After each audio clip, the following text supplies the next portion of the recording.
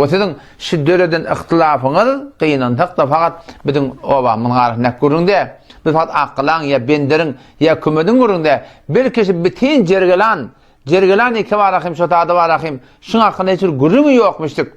Bizim aramda o gurun yoktu ki.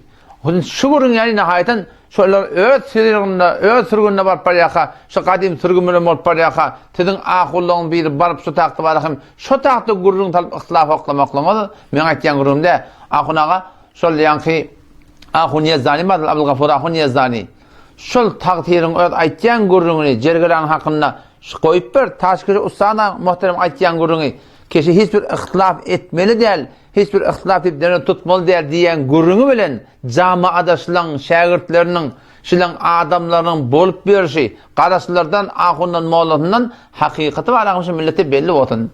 Bir söz aytıyarsanız size vallahi yerine Allah Teala tevfik versin size. Bir iki tane aydımız vardı. Barp olmayan kafa biz baryadık. Barp olmayan kafalar oluyordu adam. Yüzün açık diye ola gurun çıptır. Sonra baryadık. Sizinle gelip bir tane aydımın da kullanmam bize dehrim öğrettim gayet. Şimdi barp olanak. Bartan da varım olsun ağzar ağda. Geliyorsam bunu doğru. Şu ahuna aytyan gurunu, ahun yazanın gurunu koyup ver. İkinci benim aytacak olayan meselem şu ki Bağlık Ovası'nda taşı vakti biz Hazreti Ustad Yardan Ahun tahsillerinin şagirdlerinden yoktur. Hiçbir şu vakit 70-80 yıl, 90 yıl olsa bizim öz yazmışları öyle 40 yıl olup geliyor şu vakitler içerisinde bir nefer bizim aramızda hiçbir ihtilafı yoktur ki mesela filan yerde ay görünüptür açılmalı, filanlar açıktır, filanlar açmalıdır. Şu bir mualla hatim edip ödü meşette oturuyan mualla Yardan Ahun tahsillerinin muallalarından Bağlık'a yatı kötüdüm. Bunun sadakasına çağırdılar, tahsilli özlerim geldi. Bizim nuhurlu milletimizde hemen biliyorsunuz ki bunun şu anlarda ihtiram gayri oldular. İhtiram gayri oldular. Ama şu arada çıkanına şöyle olan kent telaş etti. Öz gayinlerine, öz karınlaşlarına Yardan Ahun tahsilini açmalı dedi, açmak vacip dedi. Açmasanız şun hatta bir hürmetine bağışlar. Şun açman adamla dağın canavarı yali.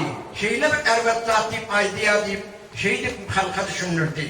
Hatta öz kayın oğlanları ona ayettiler ki eğer bu fiil bizim aramızdaki ihtilaf salmak olsan sen öz yurduna göçteyday deydin ona. Sen bu tarihte gelip 50 yıl, 60 yıl, 100 yıl veriş ihtilaf bizim aramızda yok diye ayettiler.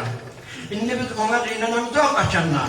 Yani şu burun konan vaktinde bizim kıyınancımız şu ki Yardan Ahun tahsilleri her kim öz çağrısından elin veriyor. Şunun adamlar Yardan Ahun tahsillere 3 yaş kurumları ediyorlar. Biz şuna inanıyoruz hakikati. Şok olmasın Yardan Ahun'un tahsilleri heyvana hürmeti, izzeti bizim yanımızda, öz atalarımızdan, öz oğlanlarımızdan da biz azizler. Hatta şu günün darda Ahun namazı Yardan Ahun tahsiline geliyordu. Ahun 15 minuttan karıştık cemaatle okumam. Şu bir namaz okarlıkta. Biz şuna bir zat değil ya, şuna tüverekten her bir gururlar ediliyor, bu nereden taptı, nereden geldi, ne iş etti, ne böyle ihtilaf sarıpıyor, şunusuna biz kıynanıyorsun hakikati. Şimdi bir şu ihtilaf ortadan ayrılamadan hemmesi aldı birlikte, ya bulan diyen olar, ya bulan uğrun diyen olar. Bizim öz nezerimizde, yani ki mesela şu iklimin öz görünüşüyle itibar edilsen nezerimiz, has nezerimizde şeyler. Yani şu ihtilafın ayrılan yani ulamalardan hemmesinden derhat kayış ediyatli, belki şu ihtilaf ortadan ayrılıp şöyle yani azizlere bir bolur bolmaz bilgâni amadımların ardına düşmez yani deyip, hahiş bilen şun aldı birliğe iyi edilse deyip, iltimas ediyor şunu. Esselamu aleyküm ve rahmetullah. İnelekim ustadı muhterem. İnelekim tahsirin narahat bolsun oluyorsun değil mi?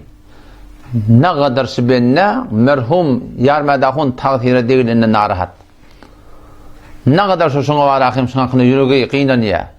Ama siz şu gelip şu aytyan gurun ihtilaf edip vermeliler. İhtilaf edip derde tutmalılar deyip duranlardan ustadı muhterem vağiyeti ki camiada ba şuna hiç temkaniyeti yok.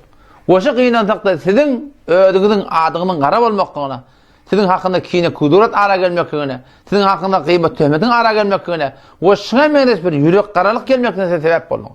Ne kadar kavul orada görseniz şey fetvandan öğürlüp de kadim Türkmen selam sürgününe girseniz beter kavul.